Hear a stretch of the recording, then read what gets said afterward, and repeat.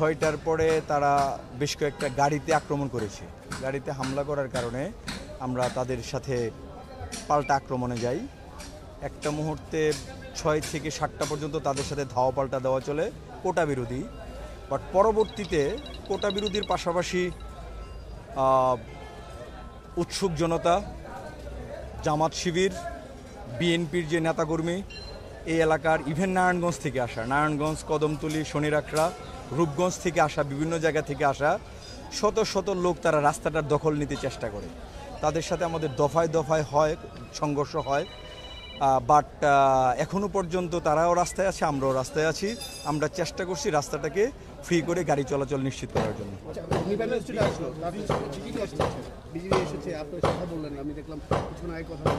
বিজিবির সাথে আমাদের কথা হয়েছে, আমরা এখন আবার টহলে বের হব।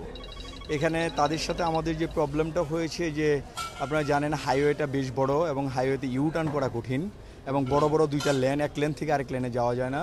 স্বাভাবিকভাবে এই ফেসিলিটিটা তারাও নেওয়ার চেষ্টা করছে এবং এখানে প্রচুর অলিগলি রয়েছে, যে অলিগলি থেকে বিল্ডিং থেকে আমাদের প্রতি ডিল ছুটছে, যে কারণে আমরা দ্রুত তাদেরকে ডিসপার্স করতে পারি নাই। আমরা এই মুহূর্তে বিজিবি সহ আমরা আবার ফেস করব। আমরা আশা করি খুব দ্রুতই রাস্তা ক্লিয়ার করে দিতে পারবো। থানায় কিছু হয় নাই, বাট ফ্লাইওভারের উপর থেকে থানার সামনে যে গাড়ি ছিল সেই গাড়িতে দুই একটা ঢিল দিয়েছিল। আমাদের দুইটি গাড়ি ক্ষতিগ্রস্ত হয়েছে ফ্লাইওভারের উপরের কারণে। তো আমরা না, হতাহত নাই, কোনো হতাহতের পরিমাণ নাই। ফ্লাইওভারের উপর থেকে এবং জয় বাংলা স্লোগান দিয়ে একদল সন্ত্রাসী বিএনপি জামাত শিবিরের কর্মীরা এসে আপনার হুট করে অল্প কিছু লোক যখন উপর থেকে ঢিল ছুড়ে তখন আমরা পাল্টা আক্রমণ করি। কোনো হতাহত হয়,